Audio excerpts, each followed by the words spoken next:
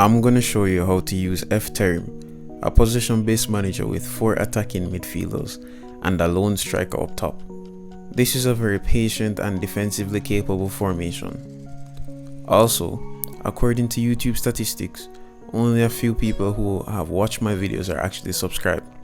If you end up liking the vid, consider subscribing. It's free and you can always unsubscribe. Now enjoy the video. So with this formation, I actually believe that the wingbacks are actually the most important piece of the puzzle. And as you guys can see right here, I actually have all 11 players. Well, I decided I'm not gonna just use it as the usual manager reviews that I give you guys, whereas it's mostly legend players. I'm giving you guys simple, regular player examples. Well, except for Sol Campbell, I'm gonna switch him out for Thiago Silva, and I'm going to tell you guys why in a bit. The reason why I have Batistuta up there is because I do not have any more players apart from Romario that has his playing style. His playing style is fox in the box. If you're going to use a fox in the box, which you really need to do with this formation, that's going to be Kane, Lukaku, etc. You just have to check it out and see what type of players are fox in the box. I don't have any of those, so I just have to use Batistuta or Romario.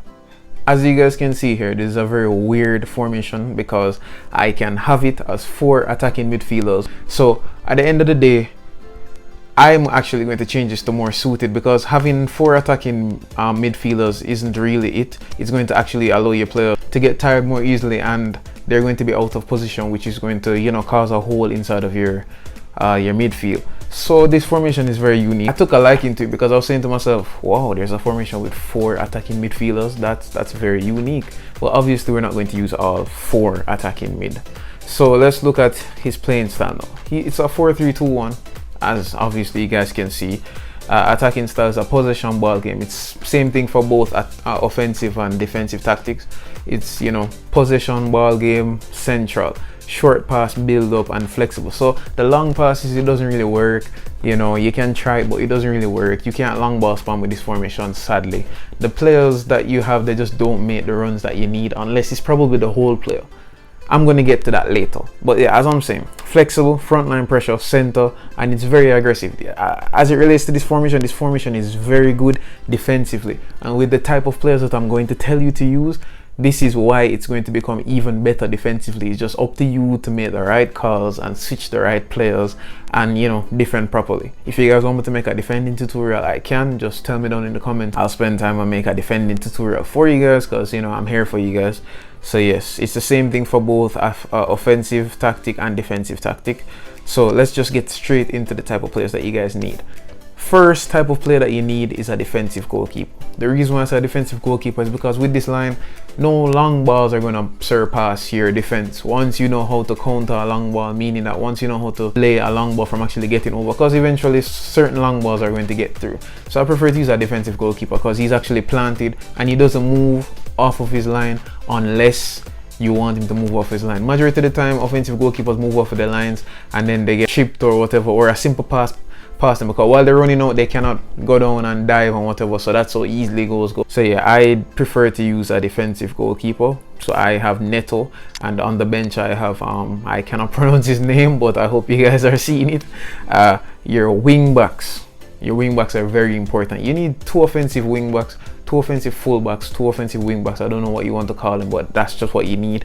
And you need players who can make runs as well as as long as they have pinpoint crossing and they're fast and they can last the entire game, you can use them. Obviously you guys can see that I have not leveled up any of my players apart from Batistuta, so nobody is at their highest rating right now. So I'm basically using an average side, but I've been doing really well with it online.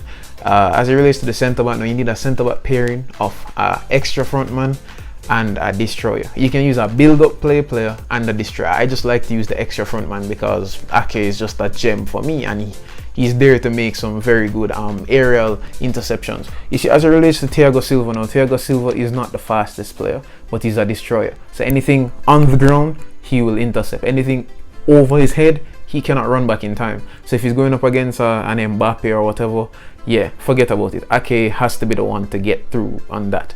So as it relates to Thiago Silva, you may not have to use him. You can use, if you have Puyol, you can use Puyol. If you have Sol Campbell, you can use Sol Campbell. find out any other destroyers out there that you can use. Just use them. Koulibaly, just use them. I'm not telling you guys to use my exact players, just use the type of players that are there. So yes, build up play and destroyer. I use extra frontman and destroyer, works just as well. It's just that Ake might be caught off guard sometimes, so that's why I'm telling you guys to use a build up play. Build up play likes to sit a bit deeper. As it relates to in the central midfield position now, I'm using this guy named Joan Jordan. He's an anchorman, so I could actually use him as a defensive mid. So he plays the same role. He's basically a shield for my defenders, so he's the first line of defense, as he should be.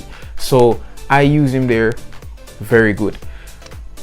My two center midfielders that are on top of him are two box-to-box players. So you have Scott McTominay and you have Fred. Not everybody's going to want to use Scott McTominay and Fred, but obviously I want you guys to use box-to-box players. So you can use Genie Wijnaldum or Ox or whosoever you guys want to use. Just use box-to-box play. You can use Pogba, you know, anybody that you have that can be used as a box-to-box player, use them. The reason why I said this is because, one, they act as another shield for your defense, so they're another line of defense, yes. Two, they can be all over the pitch.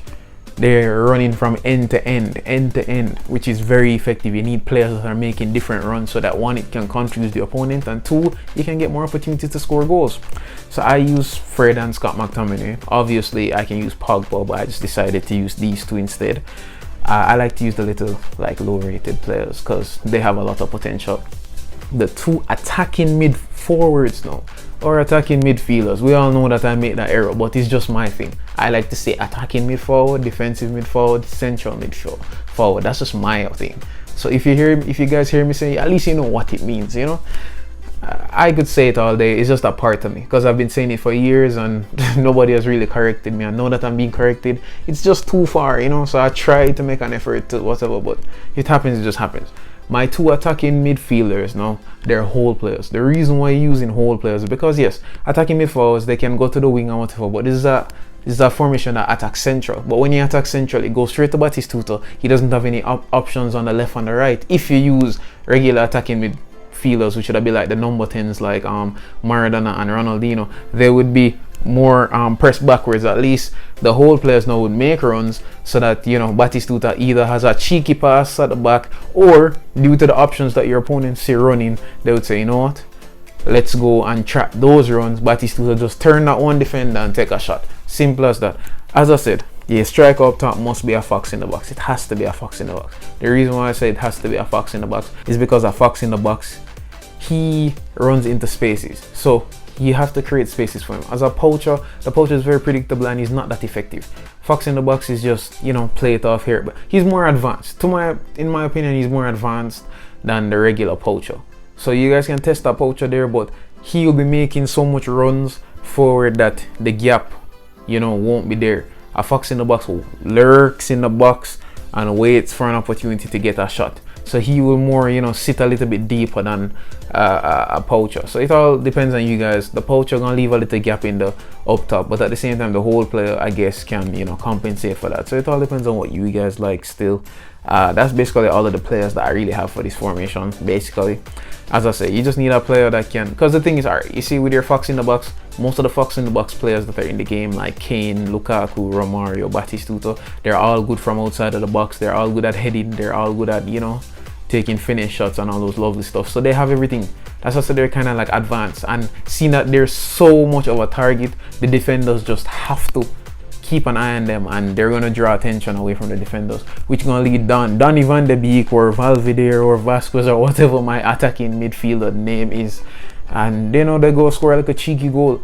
As I said, still, it's not really the best to really counter long balls, but once you know how to neutralize them, you can neutralize most of them. You can't neutralize every single one of them though, because eventually one must get through, and that's when a defensive keeper that has stayed on his line will, you know, get through and do what he's supposed to do. So yeah, this formation is not for everyone though. It is for, you know, patient people. So if you're not really that patient, maybe this formation isn't for you. So I really hope that you guys found this formation to be very helpful. I really hope that you guys liked the video. Don't forget to check out my other manager reviews. I'm out.